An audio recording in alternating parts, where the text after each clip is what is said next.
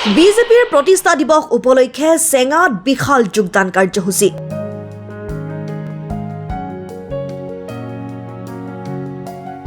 ভাৰতীয় জনতা পাৰ্টিৰ প্ৰতিষ্ঠা দিৱস উপলক্ষে বৰপেটা জিলা বিজেপিৰ সহযোগত তাৰাবাৰী মণ্ডলৰ উদ্যোগত যোগদান কাৰ্যসূচী আয়োজন কৰা হয়। যোগদান কাৰ্যসূচীত চেঙা সমষ্টিৰ কংগ্ৰেছ AIUDFৰ প্ৰায় 5 শতাধিক কৰ্মীয়ে বিজেপিত যোগদান কৰে। উক্ত কাৰ্যসূচী সভাত উপস্থিত থাকে বিজেপি জিলাৰ সভাপতি অনিল কুমাৰ দাস, চেঙা সমষ্টিৰ বিজেপিৰ নিৰ্বাচন প্ৰভাৰী দিলজিৎ বৰ্মন, বৰপেটা বিজেপি জিলা উপসভাপতি সঞ্জয় মজুমদাৰ, জিতু তালুকদাৰৰ লগতে ভালে সংখ্যক বিশিষ্ট ব্যক্তিৰ লগতে দলীয় কৰ্মকৰ্তা। আমাৰ 1980 চনৰ 6 এপ্ৰিলত আমাৰ ভাৰতীয় জনতা পাৰ্টি প্ৰতিষ্ঠা হৈছিল।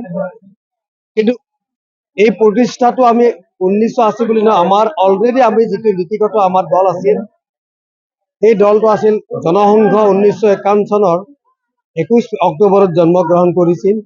কিন্তু মাজতে জনসংঘ ইমাৰ্জেঞ্চিৰ পাছত বিলীন হৈছিল জনতা পাৰ্টিৰ লগত। জনতা পাৰ্টিৰ মোৰাৰজী দেশাইৰ লগত আমাৰ অটল বিহাৰী বাজপেয়ী আৰু লালকৃষ্ণ আদমি মন্ত্ৰীসভাত স্থান পাইছিল। বিভিন্ন পৰিস্থিতিত বিভিন্ন ঘটনাৰ কাৰণে শেষত আমাৰ নিজাকৈ এটা দল সৃষ্টি কৰিব লগা হ'ল, ভাৰতীয় জনতা পাৰ্টিৰ সৃষ্টি হৈছিল। আৰু আজি 44 সংখ্যক জন্ম তিথি মানে প্ৰতিষ্ঠা দিৱস।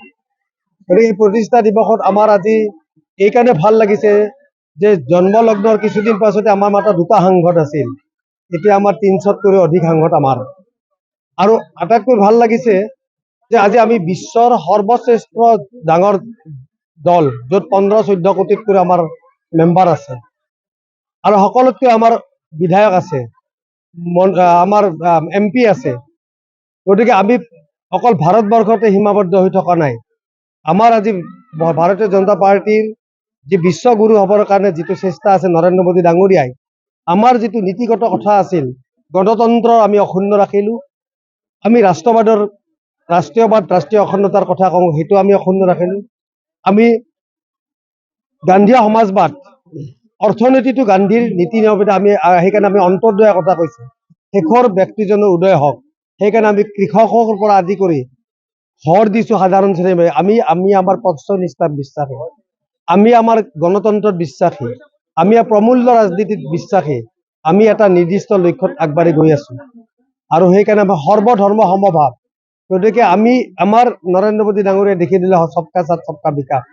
গতিকে সকলোকে সন্মান, ভাৰতীয় সকলো মানুহকে সকলোকে আগতে আমি ভাৰতখন এক ভাৰত শ্ৰেষ্ঠ ভাৰত কৰাৰ সংকল্প আমি মনত ৰাখিছোঁ, বুকুত বান্ধি ৰাখিছোঁ। আমি সেইমতে আমাৰ কামবিলাক চলি আছে। মই জনাত প্ৰায় 400-500 শতাধিক মানুহৰ লিষ্ট আছে ইয়াতে। আৰু আমাৰ ৱাৰ্ড কমিশ্যনাৰ প্ৰাক্তন কংগ্ৰেছৰ পৰা জইন কৰিছে, ইয়াত কংগ্ৰেছ আৰু UDFৰ মানুহবিলাকে জইন কৰিছে। ছাত্ৰ মুক্তি সংগ্ৰামৰ আমাৰ নেতাসকলে যোগদান কৰিছে। মই ভাবোঁ চেঙা সমষ্টিত এইবাৰ ইলেকশ্যনটো আৰু আপোনালোকে দুদিন ধৈৰ্য ধৰক, ছেকেণ্ড ফেজৰ ইলেকশ্যনটো হৈ যাওক। যেতিয়া আমাৰ এতিয়া এইটো চাইডৰ আমাৰ প্ৰায় যিমানে আমি নামনি দিশে যাওঁ, আমাৰ এই সমষ্টিকেইটাৰ, মই ধুবুৰীতো গ'লোঁ, বিলাসীপাৰাতে গ'লোঁ, সকলো উৎসাহিত আনন্দিত। আৰু জাভেদ ইছলাম ডাঙৰীয়াই নিজে কৈছে যে মই চেঙা বা মন্দিৰত প্ৰগ্ৰাম কৰাৰ পাছত মানুহবিলাকে এনে মিটিঙত কিবা শুনিবলৈ আহিছে তেনেকুৱা নহয়, মানুহবিলাক সাংঘাতিকভাৱে চিৰিয়াছলি লৈছে যে নহয়, আমি আৰু মূল সুঁতিৰ লগত থাকিব বিচাৰোঁ। আমি আমাৰ ফালৰ পৰা আমাৰ চবৰে এটা ইচ্ছা যে NDAৰ লগত আমাৰ অংশীদাৰ হওক মিত্ৰজোঁট। আৰু কেতিয়াবা কি হয়, বেলেগ ধৰণৰ কথাও আহিব পাৰে। আৰু আমিও বিচাৰোঁ এজন মাইনৰিটি মানুহ জিকি আহক, মাইনৰিটি লিডাৰ আমাকো দৰকাৰ। আজি বৰপেটা জিলাৰ আমাৰ ঠাইতে আছোঁ, চেঙাত। আৰু এইবাৰ চেঙা বিধানসভা সমষ্টিটি আমাৰ ধুবুৰী লোকসভাৰ অন্তৰ্গত। আৰু ভাৰতীয় জনতা পাৰ্টি আৰু অসম গণ পৰিষদ মিত্ৰজোঁটে ইয়াতে অসম গণ পৰিষদৰ প্ৰাৰ্থী জাভেদ ইছলামক প্ৰাৰ্থিত্ব আগবঢ়াইছে। ইতিমধ্যে বিগত সময়ছোৱাৰ পৰা আমাক দলে যি সমষ্টিৰ প্ৰভাৰী হিচাপে দায়িত্ব দিছে, এই দায়িত্ব প্ৰদান কৰাৰ পিছত আমি চেঙা সমষ্টিৰ বিভিন্ন ঠাই ভ্ৰমণ কৰিছোঁ। আৰু ইয়াত জনসাধাৰণৰ ভাৰতবৰ্ষৰ প্ৰধানমন্ত্ৰী নৰেন্দ্ৰ মোদী ডাঙৰীয়াৰ প্ৰতি যিটো আস্থা আৰু কৰ্মদক্ষ মুখ্যমন্ত্ৰী ডক্টৰ হিমন্ত বিশ্ব শৰ্মাৰ নেতৃত্বৰ প্ৰতি যি বিশ্বাস, এই আস্থা আৰু বিশ্বাসক তেখেতসকলে প্ৰাধান্য দিছে।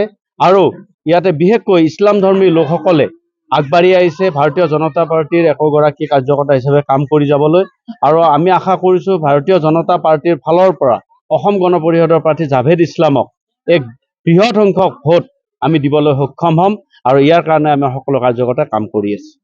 চেঙাৰ পৰা ৰফিকুল হুছেইনৰ ৰিপৰ্ট, অসম টাইম। ৰাইজৰ কণ্ঠ অসম টাইম। ঘৰত আনন্দ আৰু সম্পৰ্কৰ চমক বজাই ৰাখিবলৈ জৰুৰী হৈছে সকলো আনন্দময় মুহূৰ্তত মৰমৰ উপহাৰ দিয়াটো। সেইবাবে মধুশ্ৰী জুৱেলাৰ্ছে আনিছে সকলো ৰঙীন ক্ষণৰ বাবে বিশেষ গহনা। হীৰাৰে হওক, সোণৰে হওক বা ৰূপৰে হওক, শ্ৰেষ্ঠ ডিজাইনছ আৰু হলমাৰ্কযুক্ত গহনাই ৰাখে সম্পৰ্কক নিখুঁত। তেনেহ'লে আজিয়ে আনক আনন্দ মধুশ্ৰী জুৱেলাৰ্ছৰ সৈতে।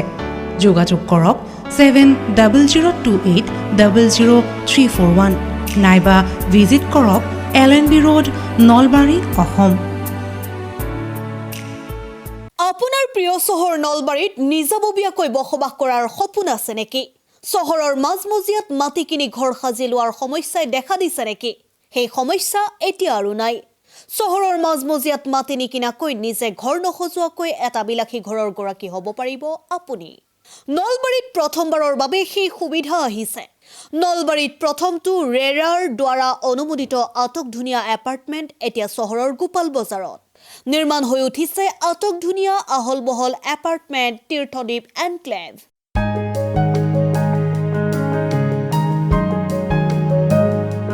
চহৰৰ গোপাল বজাৰৰ DIC পথত নিৰ্মাণ হৈ উঠিছে তীৰ্থদ্বীপ এনক্লেভ এপাৰ্টমেণ্ট।